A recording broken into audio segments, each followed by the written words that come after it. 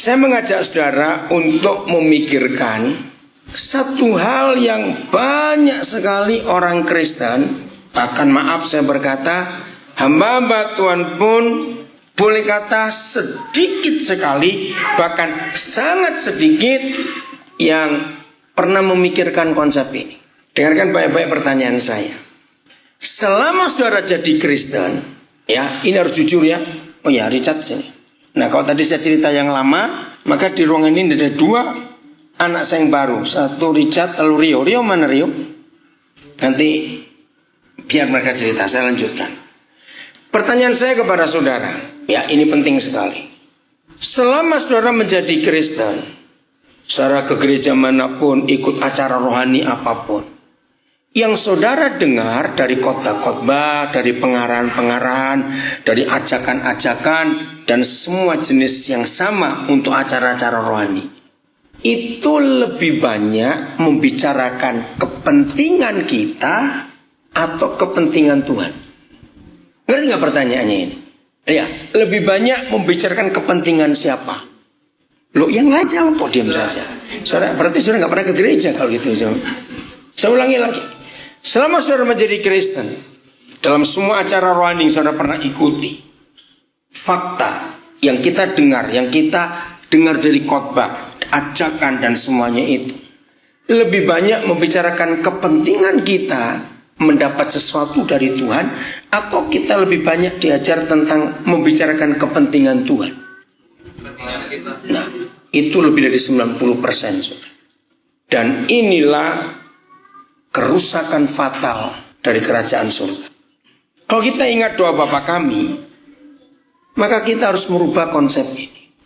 Datanglah kerajaanmu, jadilah kehendakmu. Jangan lanjutkan, karena kalimat yang berikut ini sudah salah fatal dalam terjemahan. Yang betul adalah, saya ulangi, datanglah kerajaanmu, jadilah kehendakmu, supaya bumi jadi seperti surga. Apa yang muncul di benak saudara kalau saudara mendengar kalimat ini? Bumi jadi seperti surga. Itu kerinduan Papa kita dari dulu. Ayo jawab pertanyaan berikut. Sepengetahuan saudara sampai detik ini, sudah tanggal 20 Februari, cepat bukan sekarang ini? Cepat sekali waktu ini. Sampai hari ini 20 Februari 2016, sepengetahuan saudara, bumi ini seperti apa? Surga atau neraka? Berarti gereja gagal. Karena Tuhan minta bumi ini harus seperti surga. Tapi kenyataannya bumi seperti neraka. Di mana-mana terjadi kerusakan itu. Nah, kalau Tuhan Yesus minta kepada kita supaya bumi jadi seperti surga, tetapi faktanya bumi seperti neraka, yang salah siapa? Ayo jawab, yang salah siapa? Kita. Karena cuma kita yang diperintah untuk merubah bumi ini jadi seperti surga, tapi jadi rusak. Nah, mengapa yang diminta bumi jadi seperti surga, tapi kenyataannya bumi jadi seperti neraka? Karena yang dikhotbahkan, yang diajarkan, yang disampaikan dari semua pertemuan-pertemuan kudus membahas tentang kepentingan kita, bukan kepentingan Tuhan. Nah, saya harap mulai hari ini siapapun saudara, dalam profesi apapun juga, berusahalah untuk segala hal mulai memperbanyak mencari, ingin tahu kepentingan Tuhan. Enggak, amin gitu hari. Selama hidup kita hanya sibuk untuk mengurus kepentingan kita sendiri tanpa ngurus kepentingan Tuhan, maka kita jadi anak Tuhan yang egois. Hanya mikir ke diri sendiri saja. Betul tidak? Karena kita memang tidak pertama-tama belum tahu apa kepentingan Tuhan. Tapi karena kelamaan di dalam gereja yang nunggu-nunggu kepentingan Tuhan gak dikhotbahkan, akhirnya saudara pun ikut-ikutan salah. Seperti kebanyakan orang Kristen yang sekarang ada, hanya sibuk untuk ngurus kepentingannya sendiri saja. Bukan kepentingan Tuhan yang kita urus. Nah, bicara kepentingan Tuhan, catat ya, bicara kepentingan Tuhan, itu pasti bicara kepentingan dunia. Setuju? Betul tidak? Bicara kepentingan Tuhan, itu pasti bicara tentang kepentingan dunia ini. Artinya memikirkan orang lain. Terus begitu. Maaf, tadi ini cuma cerita ya. Saya harap saudara nggak mikir yang macam-macam. Begitu kami tadi masuk Bandung bersama anak saya bawa mobil. Kami dari Gadok, dari Bogor, dari retreat. Begitu masuk Bandung, langsung kami ke rumah satu keluarga. Nah, saya nggak tahu kalau di rumah keluarga itu ada satu keluarga lagi. Nah, aduh, saya terharu sekali. Keluarga ini, maaf saya cerita, dapat anak, bukan anaknya sendiri. Saudara, terus saya kaget, ada anak ini juga. Jadi ada 2 keluarga yang bawa bayi dua-dua. Nah, saya mau cerita kepada saudara, 2 anak bayi ini bukan anak keluarga itu. 2 bayi ini anak yang saya temukan, yaitu anak yang dibuang. Nah, kami satu mobil 5 orang. Dari 5 orang dalam mobil itu 3 yang tidak tahu bagaimana ceritanya anak ini. Jadi mereka juga kaget tadi. Karena saya juga nggak cerita, karena saya juga nggak tahu. Cuma ketemu keluarga itu ngambil sesuatu, ternyata sengaja ketemu. Kenapa bisa terjadi? Salah satu bentuk pelayanan yang Tuhan percayakan kepada saya, dengan konsep saya selalu memikirkan kepentingan Tuhan dan supaya bumi jadi seperti surga, adalah bentuk pelayanan ini. Sudah lebih dari 30 tahun saudara, Tuhan mempercayai saya untuk menemukan anak-anak yang mau dibuang sejak dalam kandungan. Itu sudah lebih dari 30 tahun saya punya pelayanan ini. Nah, ketika saya melihat 2 anak ini, lalu saya ajak berdoa. Saya nggak punya persiapan mau doa apa, nggak tahu kok. Nah, dalam doa itu saya bilang begini, Tuhan, biarlah 2 kejadian 2 keluarga ini mau menerima 2 anak yang bukan anak kandung mereka, itu tersiar kemana-mana, supaya banyak anak-anak Tuhan mau mengambil anak-anak yang dibuang itu tadi. Setuju nggak kalau saya doa seperti ini? Sekarang ini sedang antri 3 bayi yang masih dalam kandungan. Nah, terus Teddy nangis yang paling kencang waktu mendoakan itu. Kenapa? Ya karena kita dengar kesaksian dia pun dibuang. Terus waktu kami sudah sampai di hotel, Teddy ngomong begini, apa kok bisa ya milikan itu? Saya juga baru sadar. Milikan gimana? Yang satu putih, Papa kasihkan keluarga yang putih juga. Yang satu hitam, ya karena ada darah NTT, papa mamanya. Saya juga baru sadar waktu Teddy ngomong seperti itu. Nah, saya ini kalau dapat bayi, saya hanya minta Roh Kudus menunjukkan anak ini Tuhan percayakan ke keluarga siapa. Saya nggak ngitung selama saya jadi hamba Tuhan ini sudah berapa banyak bayi yang saya gendong sendiri dalam pesawat. Karena istri saya nggak berani gendong bayi dalam pesawat. Saya diberi kemurahan Tuhan dan bersyukur kepada Tuhan. Selama sekian banyak bayi yang saya bawa, belum pernah ada satupun bayi yang rewel nangis di pesawat, itu belum pernah. Begitu kalau saya naik pesawat lihat ada bayi rewel, kenapa sih? Kenapa walaupun saya nggak sering ya, tapi berapa kali nggak nangis? Nah, yang repot itu pramugari pasti tanya, kok opanya yang bawa, mama papanya mana? Saya jawab, jadi guru di Papua, saya bilang begitu. Nah, ada satu bayi yang unik solid, ini dari Batam. Begitu saya terima bayi itu, langsung nempel, dia umur 8 bulan waktu itu. Nempel saudara dengan saya. Dia tidak mau diganti kalau pramugari yang bawa, kan saya harus kencing juga dong. Begitu perjalanan ke Papua, waktu saya harus ganti pesawatnya beda, jadi ganti 2 pesawat, transit 3 kali. Saya hitung total 9 jam perjalanan itu. Ini bayi ini tidak mau turun dari gendongan saya. Akhirnya saya harus masuk toilet pesawat, bawa si kecil ini. Saya susah sekali memiring bagaimana anak ini. Dan itu luar biasa. Banyak pengalaman saya. Maka itu dalam doa tadi, akhirnya semua kita menangis. Tuhan, mampukan banyak warga. Lalu saya doa kalimat Hebreu. Saya nggak tahu bagaimana yang dengar doa tadi ya. Saya berkata begini. Kepada semua kalian baby yang sudah sempat terbunuh karena kamu dibuang, kami minta maaf. Ampuni kami para orang tua ini. Setuju nggak kalau saya doa seperti itu? Saya minta maaf untuk anak-anak sudah terlanjur dibunuh dalam kandungan. Setahun saudara, paling tidak 5 bayi saya dapat setiap tahun. Bisa lebih, bisa kurang. Dan saya sengaja meninggalkan nomor telepon saya ke semua tempat kalau saya pergi melayani. Dan Roh Kudus bilang, tinggalkan nomor teleponmu. Dan saya bilang, kalau ada yang mendengar, ada yang mau buang bayi, jangan dibuang, berikan kepada saya, nanti saya akan urus. Saudara, harus seperti itu cara hidup kita. Gak ada anak-anak yang berdosa. Betul, kita yang bersalah sebagai orang tua. Nah itu baru salah satu dari model pelayanan kalau kita selalu mementingkan kepentingan Tuhan dalam hidup ini.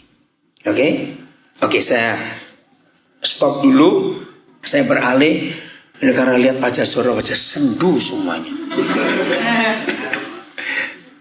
Oke, supaya nggak terlalu balik. Begini, ada arsitek di sini.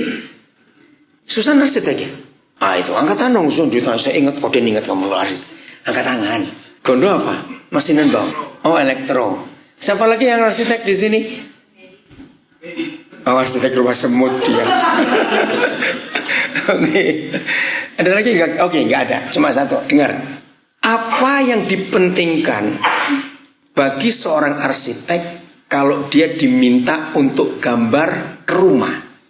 Apa yang dipentingkan oleh arsitek ini terhadap pemilik rumah? Siapa bisa jawab? Apanya? Yang perlu ditanya dulu, yang perlu diketahui dulu itu apanya? Pura-pura aja di arsitek. Uang. Luas. Bukan. Desain. Bukan. Model. Bukan. Konstruksinya. Bukan. Ruangnya. Bukan. Hampir betul. Apanya? Ada uangnya atau tidak? Kalau semua bangun pasti ada uangnya. Kamu nih. Berapa lantai? Bukan. Waktunya? Bukan. Blueprint, tujuan. Hampir betul. Hampir betul. Yang terakhir hampir betul. Begini, konsep. Seorang arsitek harus mengetahui dulu konsep pemilik. Itu mau dijadikan apa? Karena rata-rata pemilik rumah kan gak bisa gambar sendiri. Maka itu panggil arsitek. Nah, arsitek yang benar akan berusaha betul-betul menyelami konsepnya. Apa konsep kalian untuk rumah ini? Nah, setelah konsepnya didapat oleh arsitek, baru arsiteknya mulai gambar. Cocok nggak? Nah, untuk seorang arsitek bisa memiliki konsep pemilik rumah itu sebelum dia gambar, maka arsitek harus bagaimana? Ngobrol, terus tanya. Betul Selin. Lanjut lagi. Gak cukup cuma ngobrol, terus tanya. Apa? Ayo pura-pura jadi arsitek gitu loh. Ayo, apa lagi? Kebutuhannya. Lanjut lagi. Hampir betul. Coba kejar terus. Menyelami. Nah, artinya begini, ya. Artinya begini. Kata menyelami artinya begini. Arsitek ini harus bisa menempatkan dirinya ke posisi pemilik tanah supaya dia bisa nyelami betul. Kalau dia cuma menyelami dengan nebak-nebak nggak bisa. Dia harus ada di posisi yang pemilik rumah ini. Maka baru dia bisa menuangkan.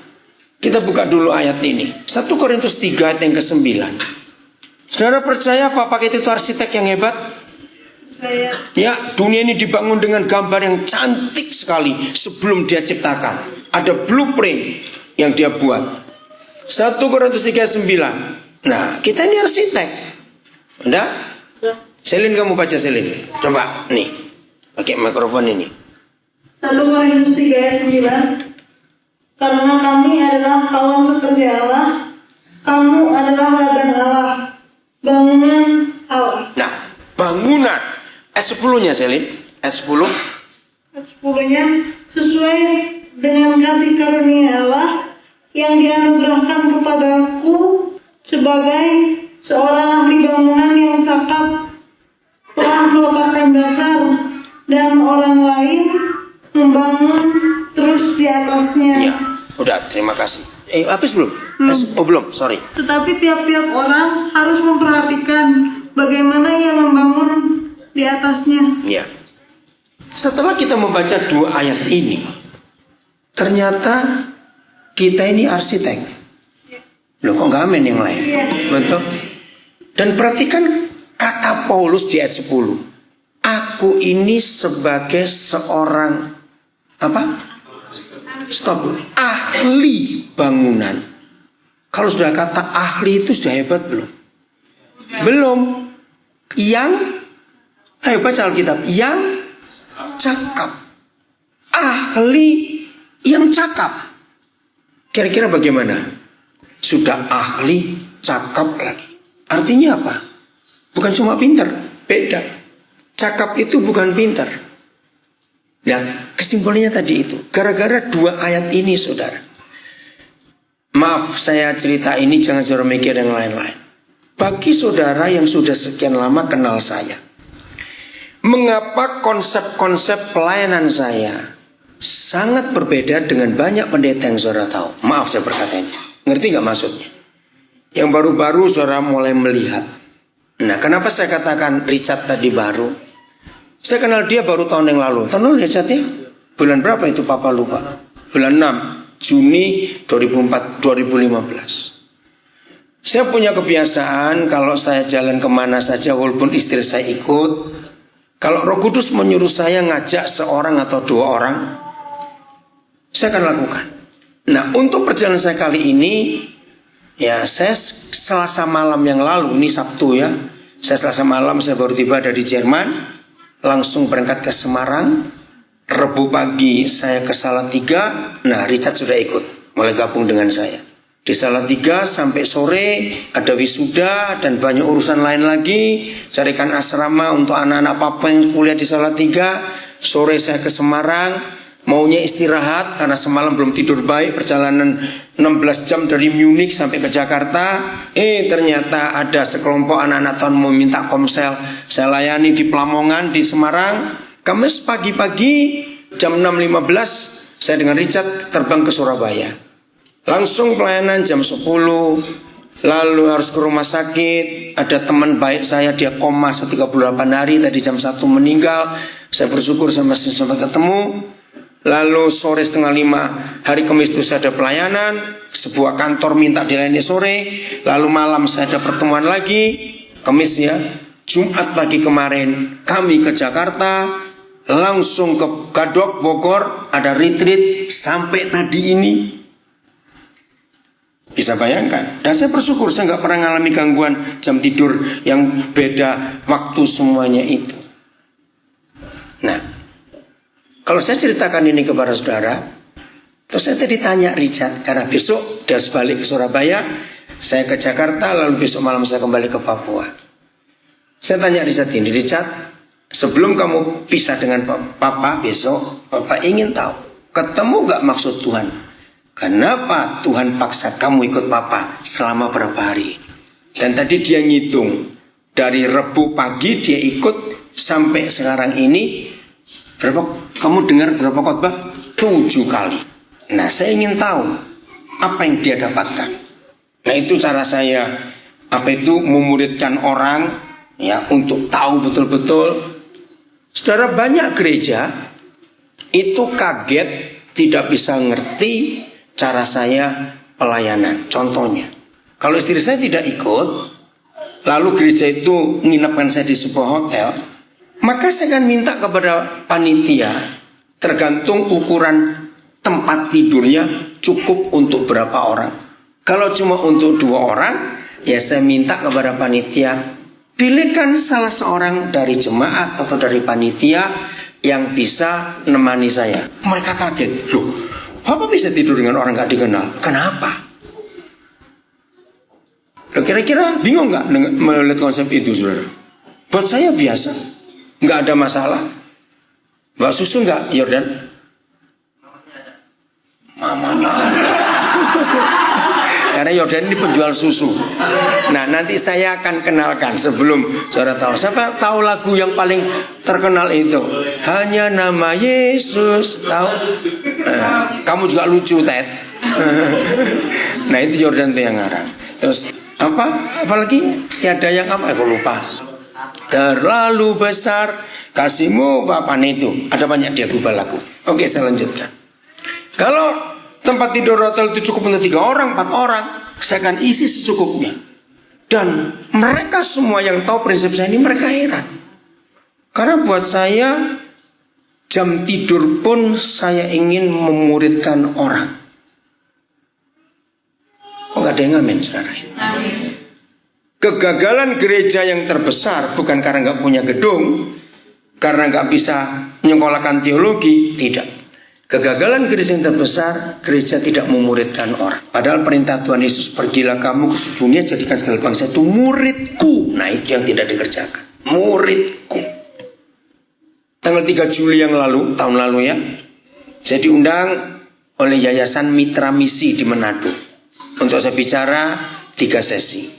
Pembicaranya ada 3, ada Pak Peter Condro, ada Pak Erastus, dan saya.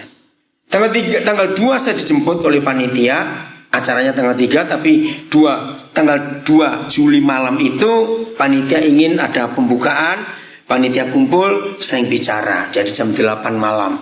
Saya landing di Samratulangi Airport Manado jam 7:30. Saya naik flight yang terakhir, itu dari Nabire. Nah, begitu saya dijemput panitia, saya bilang saya mau ke ATM sebentar, ada yang perlu. Nah, begitu saya sampai di ATM, tahu ada orang yang ikuti saya, bawa koper. Nah, begitu saya selesai, saya suruh dia, oh enggak, saya mau ketemu Bapak. Bapak ini Pak Pendeta Daniel Alexander. Iya betul. Wah, berarti enggak salah saya. Terus saya tanya, saudara mau kemana? Enggak tahu. Loh, coba bawa koper ke airport, bilang enggak tahu. Dan ini flight terakhir. Wah, berarti orang punya masalah dong. Oke. Terus saya tergesa-gesa. Kalau itu gini aja, bisa nggak kita ngomong di mobil? Kerasa sempat berangkat, boleh. Jadi bingung. Jam segini, 7:30, dia bawa koper. Oke, saya nggak mau tahu bagaimana. Nah, di atas mobil itu menuju ke tempat acara, baru dia cerita masalahnya. Oh, dia punya masalah cukup berat. Terus saya tanya panitia, dari 3 kami pembicara, nginepnya bagaimana? Di hotel, iya. 1 kamar kami bareng atau enggak masing-masing? Ya sudah, kalau gitu saya minta izin. Boleh enggak saudara ini nginep dengan saya? Ini panitianya bingung. Baru ketemu di sini kok diajak nginep? Enggak pernah kenal. Akhirnya 2 malam 3 hari itu, saudara ini ikut saya nginep. Akhirnya jadi anak saya muridkan dia. Dan sekarang pelayanannya dia luar biasa. Nah, selesai acara itu, selama hampir 2 minggu, panitia itu kontak saya terus, nggak diskusi tentang apa yang saya ajarkan, tapi panitia diskusi bagaimana saya bisa tidur dengan orang nggak saya kenal. Enggak, 2 malam 3 hari, tapi panitianya diskusi selama hampir 2 minggu. Dan saya bilang kepada mereka, ini cara saya hidup. Saya tidak mau membuang waktu sedikit pun. Sedapat mungkin saya ada waktu memuridkan orang, saya akan muridkan. Pertanyaannya, kenapa saya bisa begitu? Karena saya selalu mikirkan kepentingan Tuhan. Catat ini baik. Oke? Nah, karena firman yang kita baru baca ini menyadarkan saya bahwa saya ini seorang ahli bangunan yang cakap. Kok nggak ada yang amin, saudara-saudara? Loh, suaranya hari ini mau dijadikan arsitek tanpa kuliah, kok nggak mau? Loh, amin kan cepat. Karena kami adalah kawan sekerja Tuhan dan kamu. Siapa kamu itu? Loh, siapa kamu itu? Bukan kok, Bu. Lah ini salahnya di sini. Banyak ayat yang kita terjemahkan itu kita, bukan. Kita ini arsiteknya. Kamunya itu orang luar sana loh. Aduh, ini bodoh kok nggak bisa-bisa gitu. Maaf. Nah, kalau arsitek yang kita, kamunya kita, yang dibangun siapa? Ampun dah kalau begini ini. Ngerti maksudnya? Oke, saya ulangi. Kita adalah apa? Kawan sekerja, yaitu arsitek. Dan kamu adalah ladang Tuhan dan bangunan Tuhan. Kamunya siapa? Orang yang kita harus muridkan. Kemarin saya diundang retreat di Gadok, itu full gospel businessman. Saya juga nggak nyangka, ternyata ngikut saya 9 orang. Loh, dari mana aja ini? Dari 9 orang itu, catat 4 saya nggak pernah kenal. Tapi langsung manggil papa saya semua. 1 Muslim, dari 4 itu 1 Buddha. Saya nggak pernah kenal. Tapi karena prinsip saya ini arsitek. Dan tiap kali saya ketemu ladang, saya ketemu orang, saya harus bangun hidup orang itu. Terus tadi yang Muslim itu WhatsApp saya begini, Richard kamu kesini Richard, tolong bacakan ini Richard. Gak usah sebut namanya ya. Namanya gak usah dibaca ya. Siang Pak. Baca ini. Udah keras. Gak bisa harus baca. Ayo. Siang Pak. Ini nomor aku ya Pak. B. Terima kasih. Tadi buat doa yang udah Papa kasih ke aku. Aku ngerasa baru pertama kali menemukan kasih sayang yang tulus yang belum pernah aku dapatkan selama hidup aku. Sampai aku bisa mengeluarkan semua air mata yang tidak bisa aku keluarkan sebelumnya. Tadi waktu Papa peluk aku merasa ada orang yang menyayangi aku dengan tulus. 1:48. Ya, makasih. Ini Muslim. Padahal saya khotbah 2 sesi di retreat itu tentang fungsi gereja dan tentang doa. Kan gak nyambung buat orang Muslim. Tapi Roh Kudus suruh saya doakan dia. Nah yang Buddha ini lebih aneh lagi. Dia itu orang Bangka Belitung, lagi liburan Imlek ke Jakarta. Papa mamanya dan kakaknya sudah balik dulu, dia ingin jalan-jalan dulu. Nah ketemu beberapa anak saya, diajak kok mau ikut, padahal gak tahu retreat itu apa. Sama Tuhan jamah dia. Dia tadi nulis apa sampai saya lupa. Enggak sih dibaca. Mulai hari ini, kalau saudara arsitek lihat lahan kosong, rakuslah untuk bangun sesuatu. Kok enggak amin? Betul? Terus bagaimana bentuknya? Oke. Matius 13 ayat 44. Lihat Matius 13 ayat 44. Ini serius saudara. Ini arsitek. Lagi sekali, aku seorang apa? Paulus bilang tadi, masa lupa belum 25 menit. Aku seorang ahli bangunan yang cakap. Pegang konsep itu. Jadi semua kita ini arsitek. Arsitek kerajaan surga. Ronald jangan lama-lama. Awas cepat. Ada? Matius 13:44. Baca sama-sama 1, 2, 3. Hal kerajaan surga itu seumpama orang yang enggak, ya, menemukan harta yang terdalam di ladang, terus yang ditemukan orang, lalu dipendamkannya kembali oleh sebab sukacitanya, terus pergilah ia menjual seluruh miliknya lalu membeli ladang itu. Tahun 70-an awal Roh Kudus mewahyukan saya ayat ini. Dan itu dahsyat dalam hidup saya. Agama kalau bicara surga itu membingungkan. Betul? Sebab masing-masing agama punya konsep surga yang berbeda-beda. Tapi Tuhan Yesus sederhana sekali bicarakan surga. Dia berkata begini, hal kerajaan surga itu seumpama orang menemukan harta yang luar biasa. Saya tambahkan dengan kalimat bebas, di sebuah ladang, dan dipendamkannya lagi. Dengan sukacitanya dia pulang ke rumah dan menjual seluruh miliknya untuk membeli ladang itu. Saudara, Jadi kerajaan surga bukan somewhere in nowhere. Ngerti kata itu? Di sana, di situ. Enggak. Seumpama orang menemukan harta terpendam di ladang. Gampang sekali Roh Kudus memberikan saya pengertian. Siapa sih ladang itu? Kalau bicara ladang kan sebidang tanah, bukan? Oke? Percaya enggak hidup kita adalah ladang itu? Loh, kok enggak amin? Kenapa? Ayo. Kenapa saudara percaya hidup ini ladang? Tubuhmu dibuat dari peyem atau tanah? Loh, tanya kok dibuat dari apa? Tanahnya inilah ladang itu, tanah ini gitu loh. Firman ini yang merubah konsep hidup saya. Saudara percaya tidak? Di setiap kehidupan, secacat apa orang itu, sebengkok apa orang itu. Maaf saya pakai kata ini.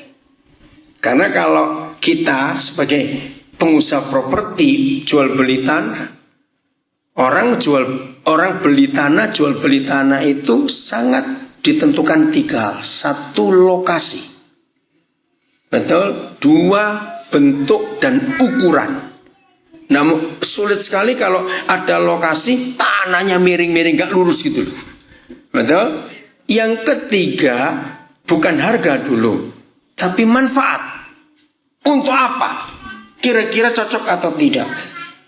Nah, tapi firman ini berkata, dan itu yang saya lakukan dalam hidup saya. Tiap kali saya bertemu ladang, saya nggak melihat ladang ini lurus, ukurannya bengkok, merugikan atau menguntungkan. Maaf, saya nggak mau tarik itu. Sebab di setiap ladang, di setiap hidup manusia, ternyata di dalamnya ada harta terpendam. Saya berkata amin gak?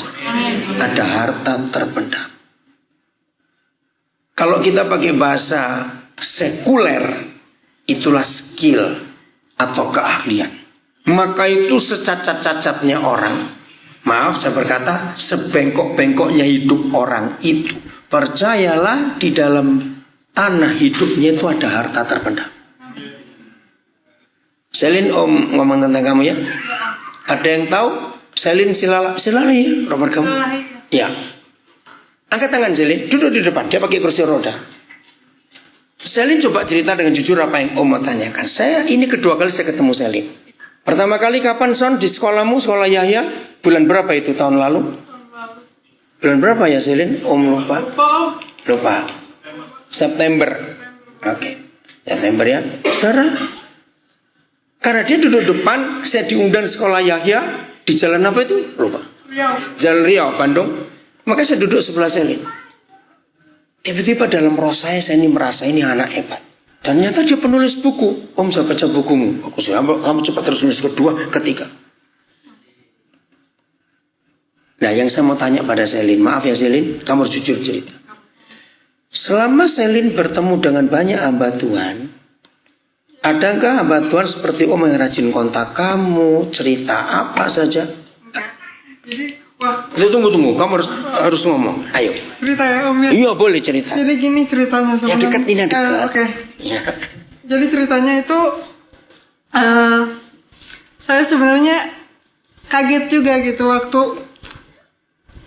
kalau misalnya Om bilang tadi ada roh yang bergerak, di Selin pun kerasa begitu, kayak apa ya? Jadi pengen ngobrol aja sama ini Om gitu ya. Gitu terus udah gitu saya bingung ini siapa gitu, tapi waktu Om Alex ini pulang, aku panggilnya Om Alex. Jadi waktu Om Alex ini pulang, Om Daud ada salah satu pengurus di persekutuan itu tanya, kamu kenal dari mana itu orang, katanya. Orangnya susah banget dihubungin, kok kamu begitu baru 5 menit ketemu langsung ngobrol. Karena kita 5 menit ketemu langsung aku kasih buku ke Om langsung, ya begitulah. Terus udah gitu aku bilang ya nggak tahu, Tuhan yang bilang aku suruh ngobrol sama Om itu. Terus kamu punya nomor teleponnya lagi? Iya, aku bilang gitu. Terus dari situ aku merasa kayak apa ya, aku bilang sama om itu, aku mau ngobrol gimana caranya. Ya udah kamu kontak om aja, kata om Alex begitu. Terus aku bilang, kontak om? Iya kan om udah kasih nomornya, kata om begitu kan.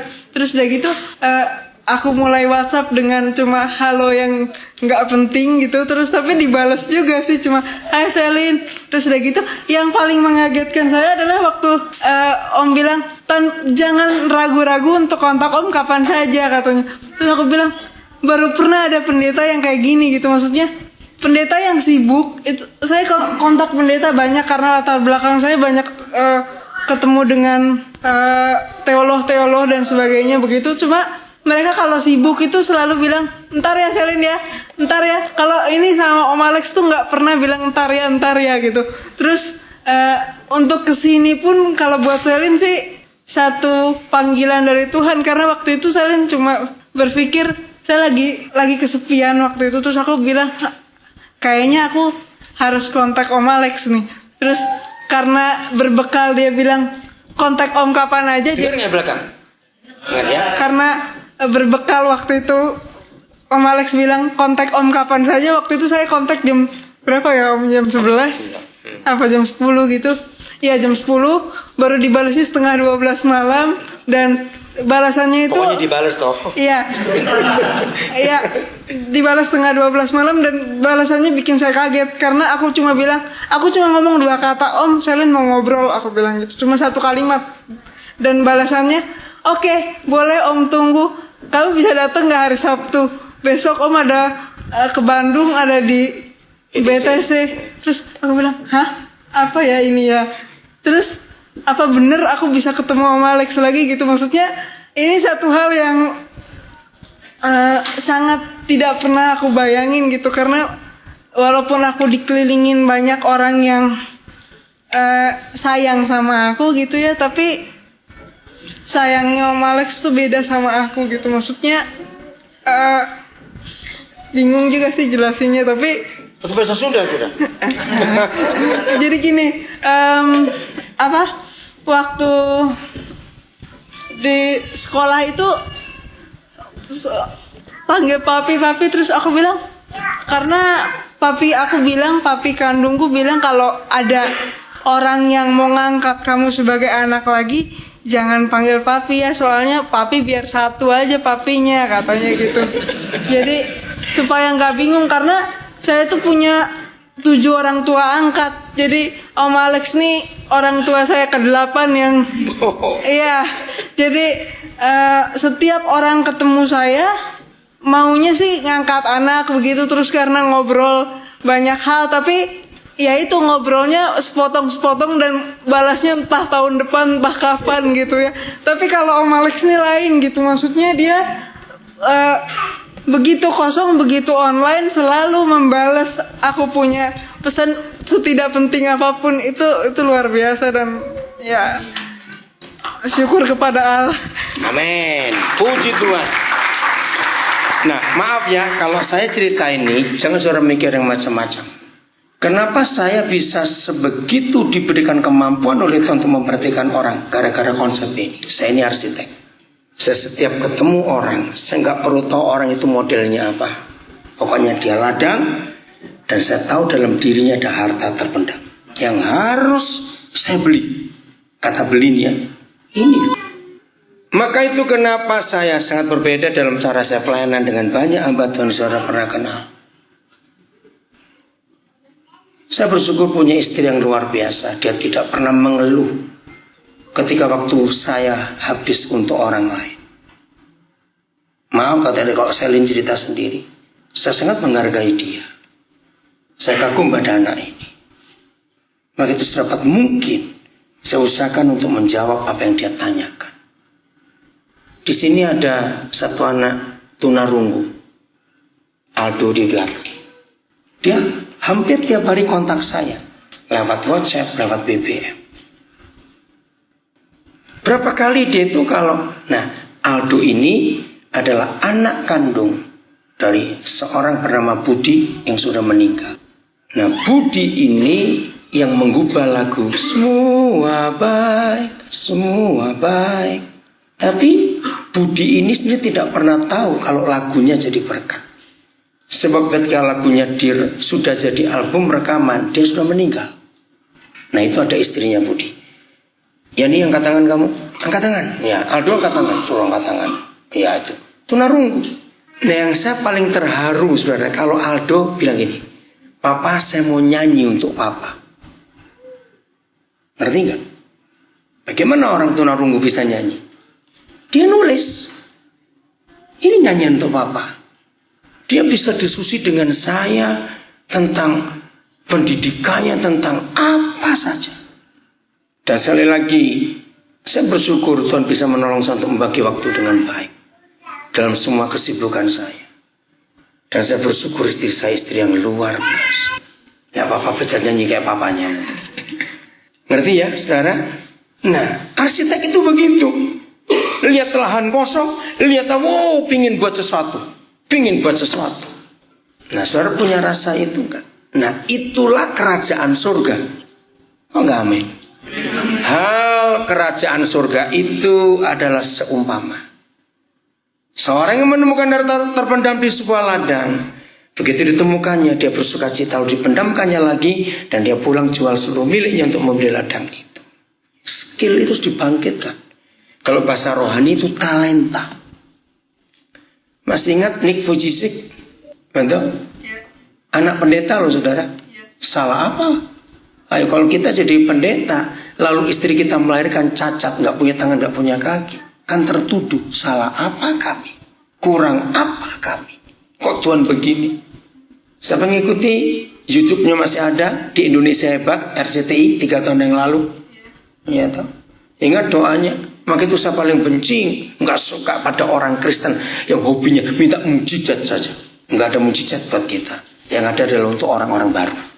Untuk anak-anak Tuhan adanya proses. Jangan ada mujizat. Kok cuma satu yang amin. Maka itu jangan pernah doakan masalah. Nggak didoakan pun dia akan selesai sendiri. Karena masalah kan terus datang sampai kita mati. Maka itu yang rajin datang gak usah diurusi, datang terus kok. Malah saya berkata kalau sudah seminggu gak ada masalah, mintalah masalah. Gak amin. Supaya kita terlatih. Amin. Supaya kita terlatih dalam hidup kita. Oke ya, saya lanjutkan. Jadi bertemu orang di mana saja. Ayo. Kamis malam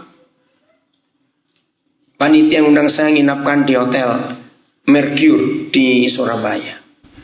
Malam pulang saya lelah, pengen cepat tidur. Begitu masuk, mau ke lift, sebelah kanan lift itu ada restoran Jepang. Sudah tutup, karena jam 10 lewat. Tapi ada satu pelayan yang masih tertinggal. Aku harus bilang, mampir dulu. Oh iya, saya tahu suara papa saya. Saya dekati. Namanya Aditya Muslim. Dia kaget, saya nggak pernah kenal kok bisa tahu. Saya cuma bilang ampuni bapakmu. Terus matanya itu agak melotot, kaget, malu, saya bisa merasakan. Bilang, Bapak kok tahu? Enggak tahu. Saya bilang, saya 3 tahun, umur 3 tahun ditinggal bapak saya. Dia orang Filipina. Dan sampai hari ini dia nggak pernah memberi kabar kepada kami. Saya dendam kepada dia. Nggak kenal sudah. Saya masih kontak dengan dia sampai hari ini saya kontak. Karena saya arsitek, saya harus bangun. Oke ya? Maka itu hobi saya salah satu adalah nyekolahkan orang. Temannya, nah teman di mana saya juga nggak tahu. Itu nelpon saya. Nah temannya itu anak orangnya saya. Pak, saya punya teman Michael di Bandung begini. Yaudah terus saya telepon. Saya belum ketemu, tapi Roh Kudus nyuruh saya nyekolahkan dia. Sekarang dia ada di ITHB ya. Nah setelah dia kuliah baru saya ketemu dia. Karena Roh Kudus yang suruh. Nah ini pertama kali saya ketemu mamanya. Saya minta nanti cerita ya supaya kami tahu bagaimana latar belakang Michael ini. Setelah saya tahu cerita keluarganya, saya bilang Tuhan tuh begitu baik, hanya lewat orang. Saya cuma tanya kepada Bapa di surga, ini ada ladang mau diapain? Nah kalau Tuhan bilang suruh beli, saya beli.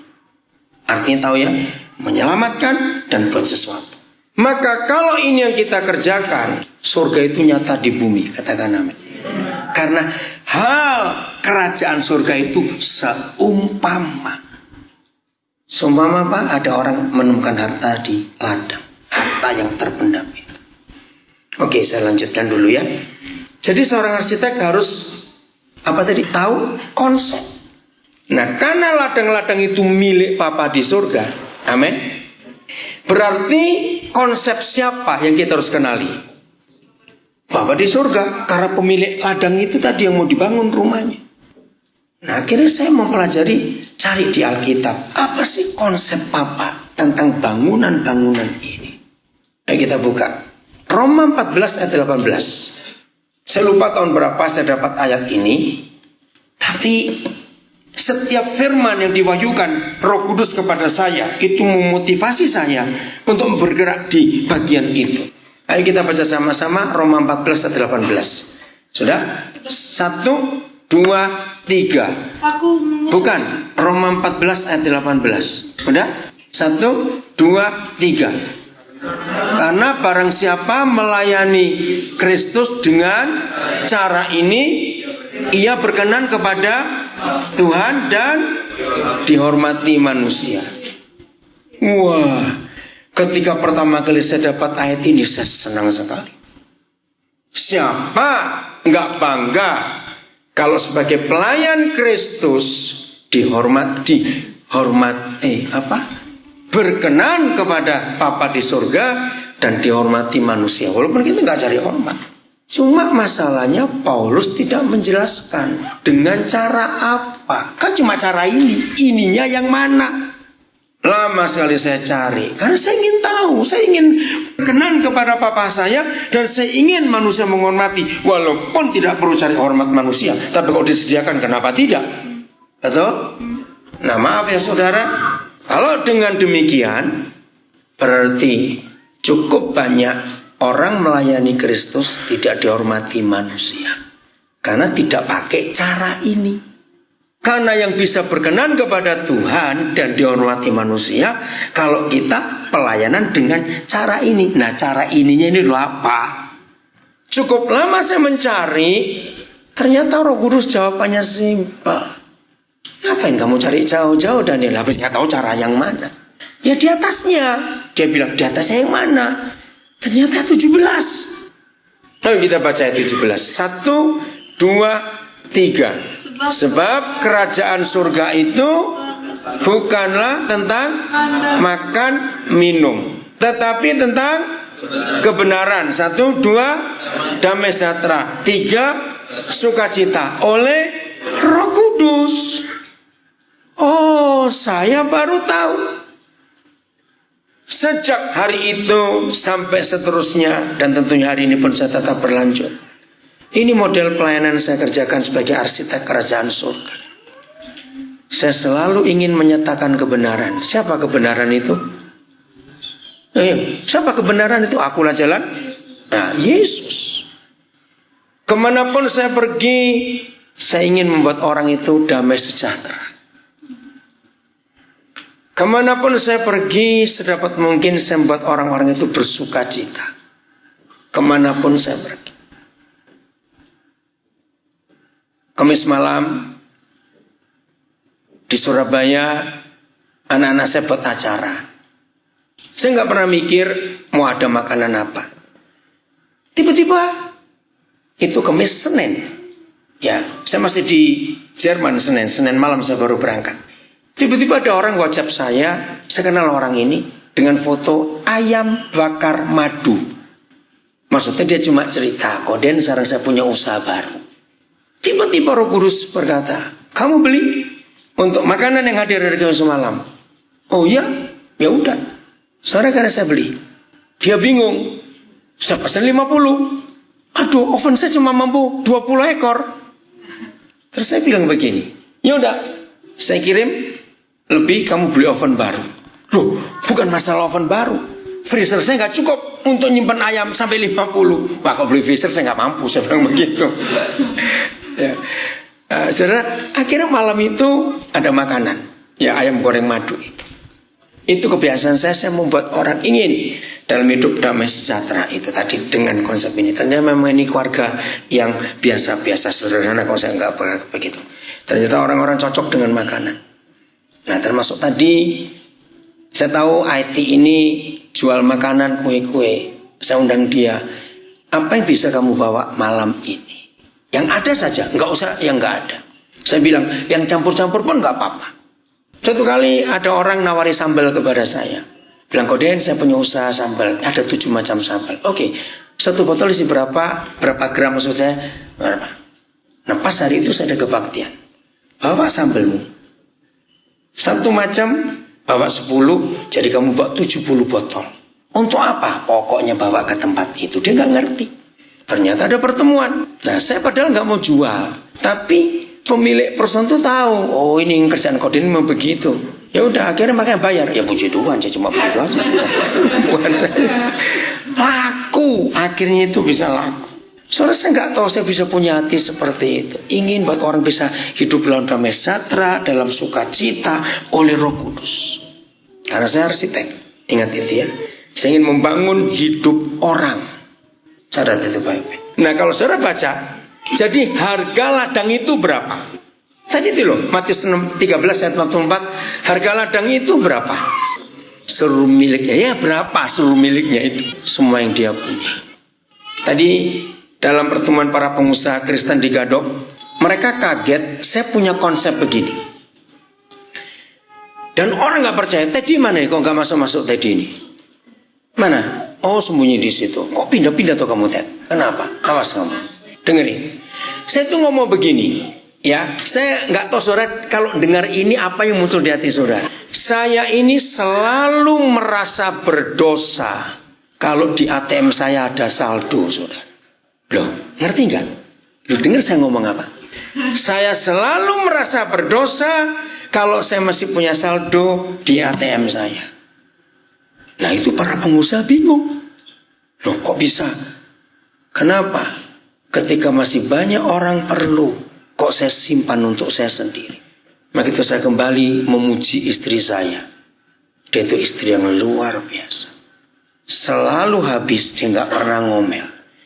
Coba saya salah kawin, rusak ini pelayanan.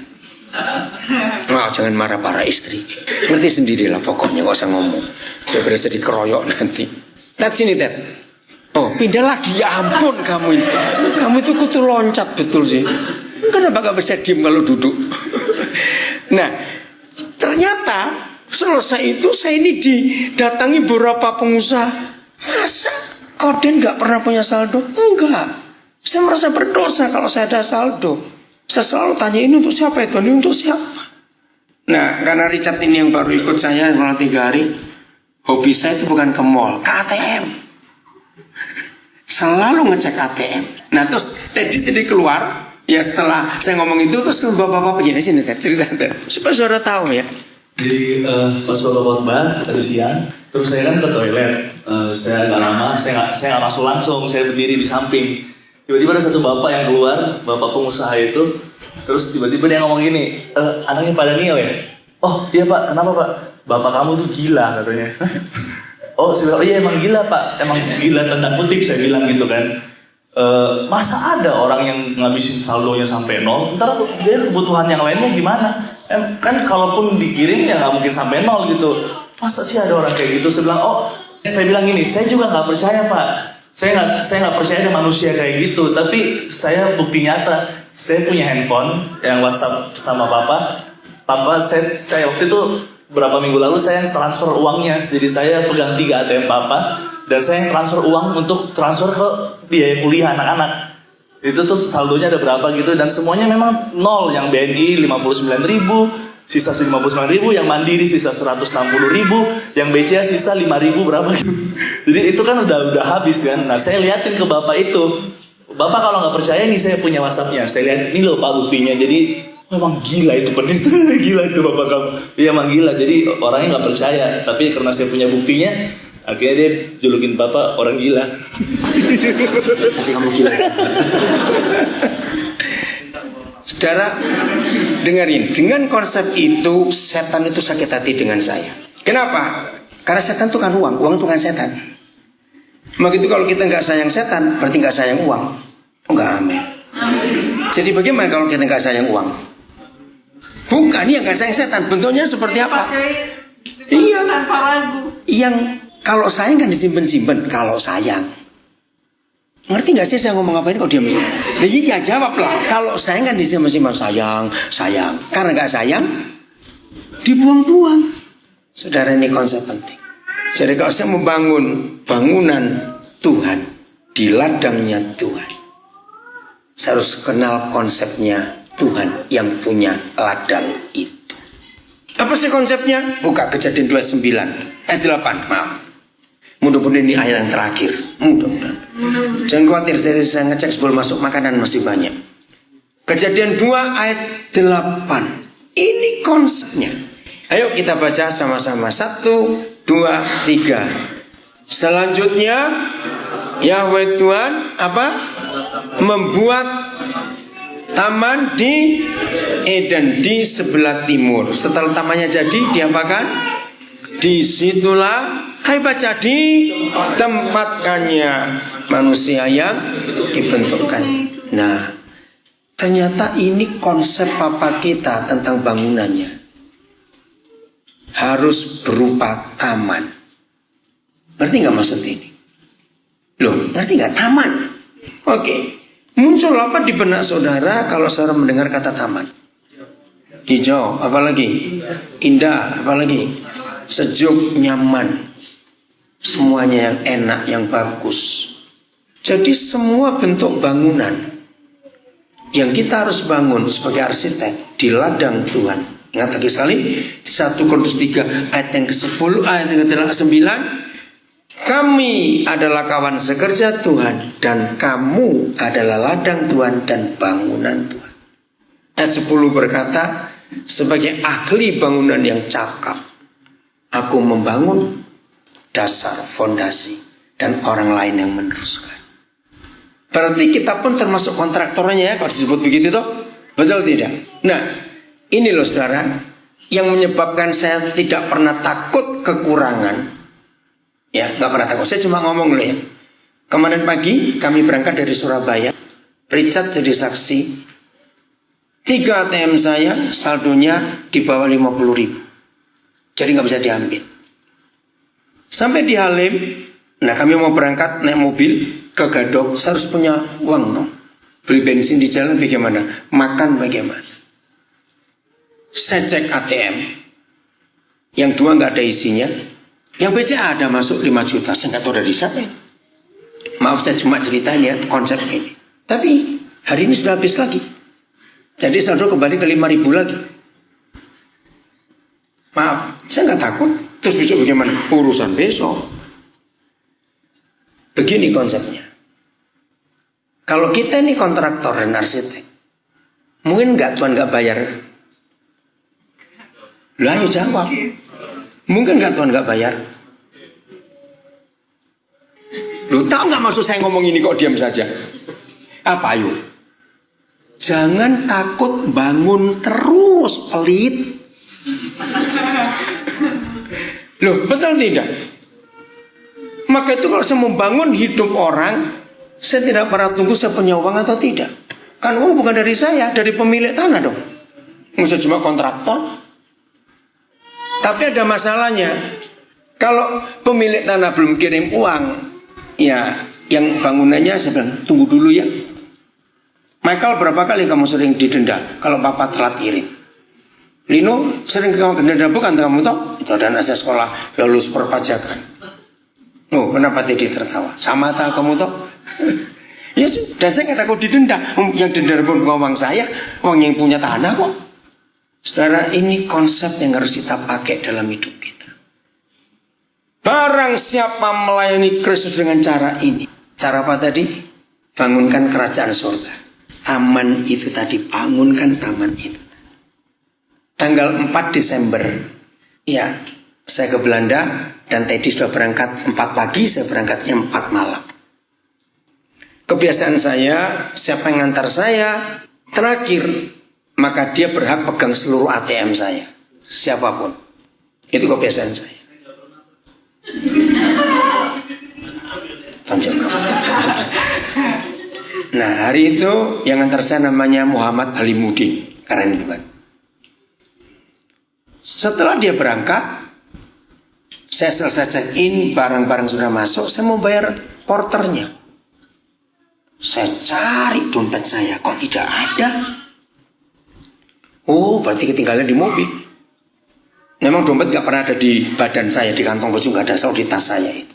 Terus saya telepon, Ali, sampai mana kamu? Oh, sudah dekat pintu Pluit. Sudah jauh dong. Kenapa, Pak? Kamu bisa cek gak? Suruh anakmu cek. Dompet papa ketinggalan gak? Dompetnya hitam, gak kelihatan, gelap malah. Gak ada. Oh ya sudah. Nah ini porter dengar. Nah saya bongkar tas saya. Biasanya nyelip-nyelip 10.000 atau 20.000. Selipan gak ada semua. Satu-satunya uang itu adalah $5 Singapura. Pak, ini dompetnya gak ada, Pak. Loh, kan ada ATM, Pak. Ya mestinya ada. Kartunya dibawa anak saya tadi. Saya bilang begitu. Ini porter tertawa. Gini aja, Pak, saya tinggalin jam saya dulu ya. Nanti kalau saya balik saya telepon, nggak usah lah Pak. Tapi gimana nggak cukup? Nah ini $5 Singapura itu berapa Pak? Ya kira-kira 40.000. Murah karena barang saya berat-berat. Porternya tertawa betul. Lagi berunding dengan porter, Ali telepon, Pak dompetnya ketemu. Ya kejauhan sudah. Nunggu kamu balik lagi ya sudahlah. Saudara. Jadi saya pergi nggak bawa duit sama sekali. Dan saya nggak pernah pusing. Nah yang porter ini yang ngomong, loh Bapak gak bawa duit. Tinggal duduk dan tidur kok Pak, di pasar dikasih makan. Sampai saya dijemput. Saya enteng aja begitu. Ngerti ya cara hidup ini. Nah yang penting proyeknya Papa selesai. Kok gak amin? Ingat ya, Papa di surga tidak pernah ngemplang. Tahu kata ngemplang itu bahasa Jawa? Apa bahasa Indonesia ngemplang itu apa ya? Oh, itu bahasa Sangir itu. Apa ngemplang itu ya? Gak bayar, gak mungkin. Papa gak akan begitu. Jadi ini cara saya hidup. Sampai kapanpun saya akan terus bangun orang. Itu ladangnya Tuhan. Terus begitu. Terus begitu. Karena inilah kerajaan surga. Coba sih mamanya Michael maju cerita dulu supaya tahu. Nggak apa-apa, karena saya ingin tahu juga sejarahnya. Itu bagaimana, ya? Suruh nggak usah tanya alamatnya di mana, jangan, nggak usah. Maaf ya Ji, karena saya baru kenal hari ini baru ketemu. Michael, kamu semester berapa sekarang? Papa lupa. 4. Oke, coba cerita dulu Ji. Shalom. Shalom. Saya mamahnya Michael. Iya. Pertama-tama saya mengucap syukur kepada Tuhan karena anak saya Michael bisa kuliah berkat pertolongan Pak Dani. Pertama-tama saya nggak mengira anak saya bisa kuliah.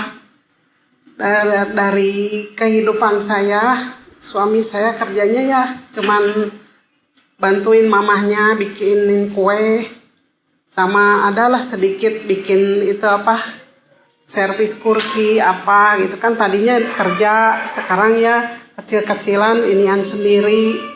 Pertama-tama saya nggak mengira Michael bisa ada pertolongan dari Pak Daniel.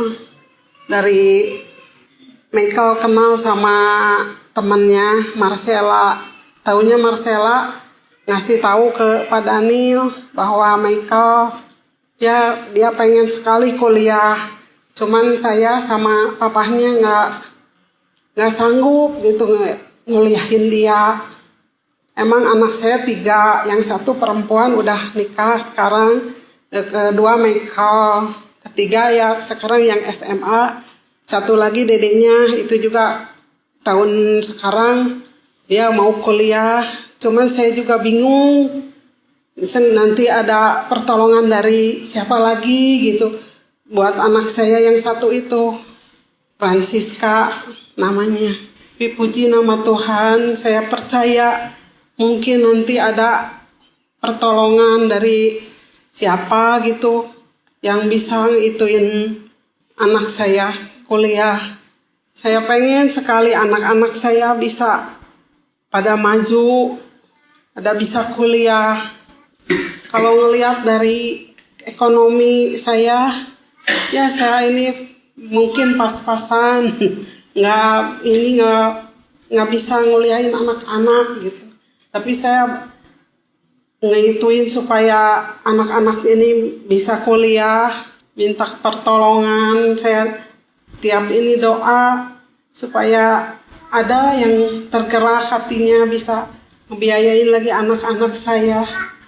Terima kasih segitu. Puji Tuhan. Ya. Baik, jadi kamu yang rajin kamu. Ayat yang berikut kita lihat, Ayub 22. Saudara, saya akhiri dengan firman ini, Ayub 22. Karena waktu, jadi saya nggak akan baca seluruhnya. Tapi ini yang mengagetkan saya pertama kali saya belajar.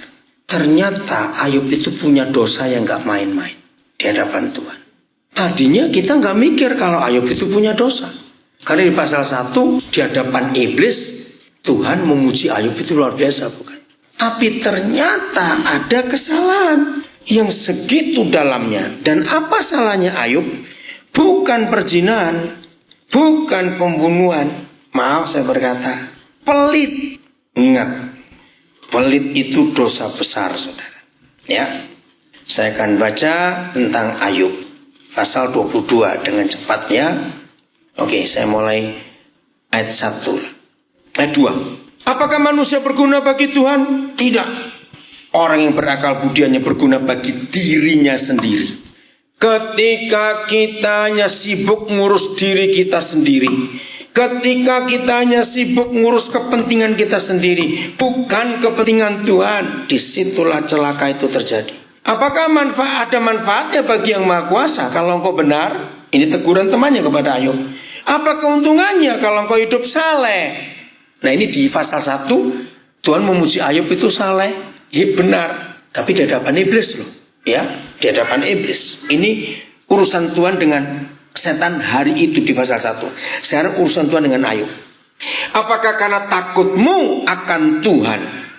Kata lain takut akan Tuhan dalam bahasa agama ini orang beribadah. Nah, di dalam pasal 1 Ayub disebut dia itu orang saleh, takut akan Tuhan. Saya ulangi, apakah karena takutmu akan Tuhan maka engkau dihukumnya dan dibawanya ke pengadilan? Ayub dalam masalah besar seperti dalam pengadilan. Bukankah kejahatanmu besar, Ayub, dan kesalahanmu tidak berkesudahan? Wih, saya kaget. Tahun 70-an saya dapat rahasia ayat ini. Terus ayat 6. Ini mulai ayat 6 adalah daftar kesalahan Ayub. Ayat 6, 1. Karena dengan sewenang-wenang engkau menerima gadai dari saudara-saudaramu. Yang kedua, ya, merampas pakaian orang-orang yang melarat. Maaf, yang suka makan riba, membungangkan uang yang bukan bank, bertobat, saudara. Sewenang-wenang engkau menerima gadai dari saudaramu. Orang melarat pakaiannya engkau rampas. Ayat 7, yang ketiga. Orang yang kehausan tidak kau beri minum air, dan orang yang kelaparan tidak kau beri makan. Jadi pelit, egois, hanya ngurus kepentingan sendiri. Tetapi orang yang kuat, dialah yang memiliki tanah, dan orang yang disegani, dialah yang mendudukinya. Dan ini berlaku di Indonesia. Zaman Orde Baru, ayat ini sangat bekerja di Indonesia. Orang-orang kaya, para penjilat pejabat seenaknya. Anak-anak pejabat seenaknya merampas tanah janda, tanah orang miskin. Betul gak? Itu zaman Orde Baru, saudara. Ngeri. Dan Ayub seperti itu. Mentang-mentang kamu banyak duit, Ayub, kamu kuat, kamu miliki tanah sebanyak-banyaknya. Ayat 9. Janda-janda kau suruh pergi dengan tangan hampa, dan lengan yatim piatu kau remukkan. Ngeri sekali. Kalau saudara dengar dari awal tadi, jadi karena Matius 13:44, maka Roh Kudus menuntun saya bekerja mulai yang dari dalam kandungan. Harus kita selamatkan. Karena itu harta terpendam ada di dalam kandungan anak, dalam hidup anak dalam kandungan itu. Betul tidak? Harus. Kejam dunia ini. Pernah dengar berita-berita di daerah-daerah Asia yang miskin, pekerja anak-anak, ini ayat. Mentang-mentang anak yatim piatu, maka kamu kerjakan dan gajinya murah sekali. Belum selesai. Apa akibatnya? 10. Itulah sebabnya. Ayub bagaimana? Engkau dikelilingi perangkap dan dikejutkan oleh kedahsyatan dengan tiba-tiba. Terangmu menjadi gelap sehingga engkau tidak dapat melihat dan banjir meliputi engkau. Bukankah Tuhan bersemayam di langit yang tinggi? Lihatlah bintang-bintang. Ya, ayat 13. Tetapi pikirmu, tahu apa Tuhan? Dapatkah ia mengadili dari balik awan-awan yang gelap? Nah, Ayub menganggap tentu nggak tahu apa-apa. Nah, kalau saudara ingin tahu, ayat 14 ini adalah literatur tertua yang menunjukkan bahwa Ayub adalah orang pertama di dunia yang tahu bahwa dunia ini bulat. Ia berjalan-jalan sepanjang lingkaran langit. Ya, oke. Ayat 15. Apakah engkau mau tetap mengikuti apa? Jalan yang lama, enggak mau bertobat, yang dilalui orang-orang jahat, mereka yang telah direnggut sebelum saatnya. Saya nggak usah baca itu. Ya, saya langsung lompat aja ke ayat yang ke-21. Berlakulah ramah terhadap dia. Jadi Ayub dinasihati oleh Elifas ini. Hormat kamu, ramah kepada dia, supaya engkau tentram. Dengan demikian kau memperoleh keuntungan. Terimalah apa yang diajarkan mulutnya dan taruhlah firman-Nya dalam hatimu. Apabila engkau bertobat, nah mulai diingatkan. Apabila engkau bertobat kepada Yang Maha Kuasa dan merendahkan diri. Bertobat dari apa tadi, saudara? Kepelitannya, keegoisannya, hanya ngurus diri sendiri.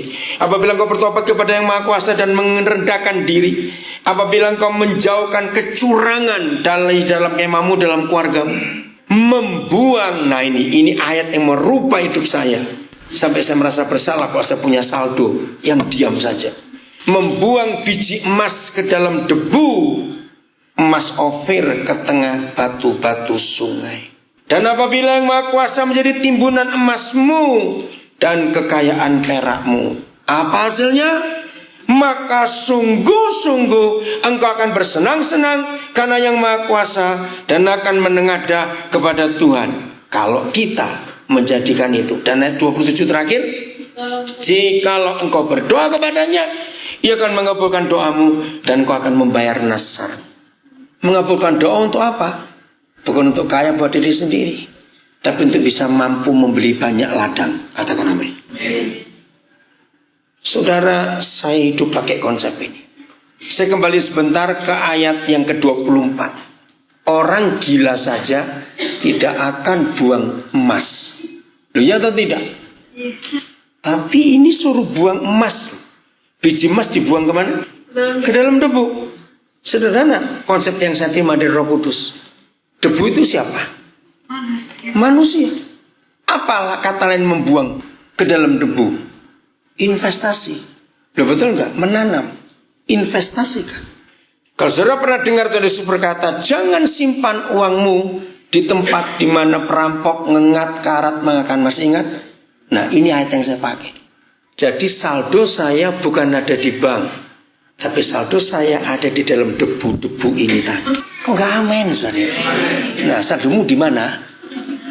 Saya bilang nggak punya. Oh, ya, nah, harus kita tanam dalam debu ini. Sayang, anak saya dari Balikpapan nggak datang, padahal dia mau datang. Jer, Ronald harusnya datang hari ini. Ronald, tahu? Ya, dari Balikpapan.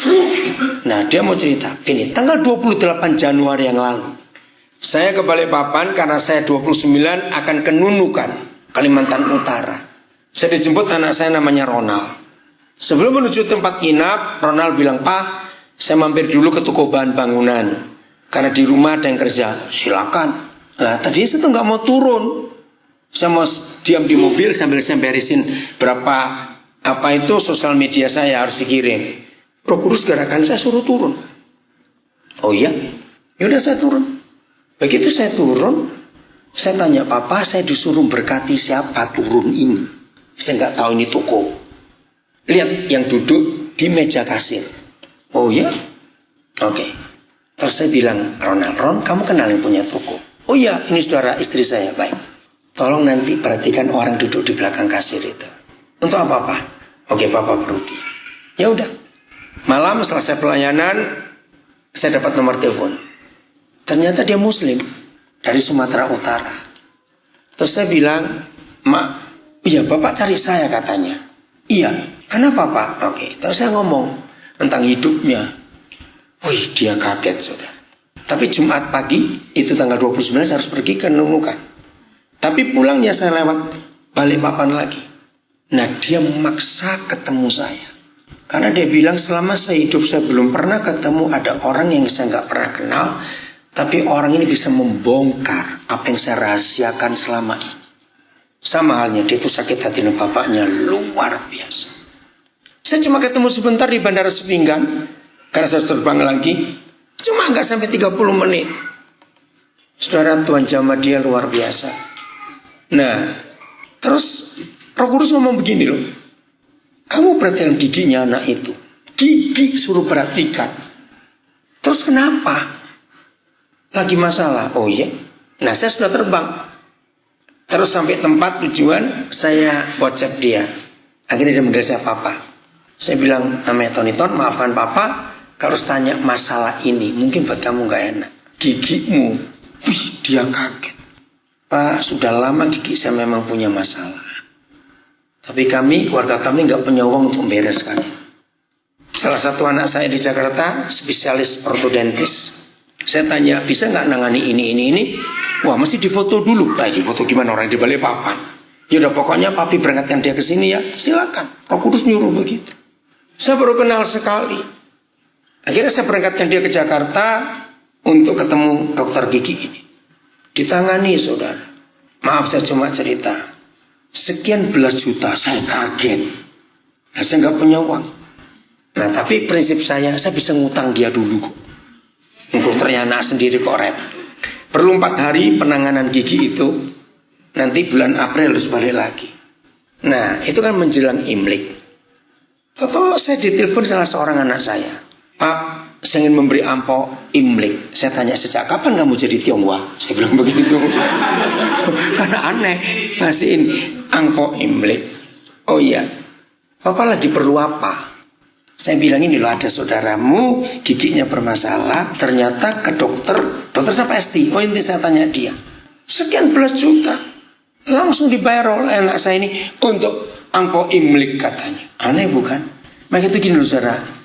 Membangun proyeknya Tuhan jangan tunggu punya uang dulu. Oh enggak, amin. Ayo para kontraktor, kalau saudara kerjasama dengan pemerintah, uang dulu atau kerja dulu? Coba jawab. Awas kamu dengan hitung-hitungan, saya tempeleng kamu. Dengan pemerintah aja berani kerja dulu baru dibayar belakang. Masa dengan papa menuju surga hitung-hitungan, kurang ajar kamu gitu aja. Saudara, akhirnya sekeluarga yang muslim ini maksa ingin ketemu saya. Saya bilang belum ada waktu. Nah tadi anak saya Ronald, saya telepon janjinya ke sini. Tadi pas di parkir BTC ini, aduh Pak sorry nggak dapat mobil. Aduh kamu ini bilang. Nah terus dia cerita, Pap ini cerita berlanjut. Cerita apa? Orang tuanya Tony minta ketemu Papa karena mereka lihat Tuhan dalam kasus anaknya ini. Weh hebat bukan? Coba kalau saya nggak nurut, saya kenal aja tidak, cuma lihat orang duduk di depan kasir, saya masih enak-enak di mobil, suruh turun. Saya tidak tahu muncul apa di hati saudara dengar pengalaman dengan Roh Kudus terhadap firman Tuhan. Bagaimana cara saya menggarap proyek surga ini? Ngerti?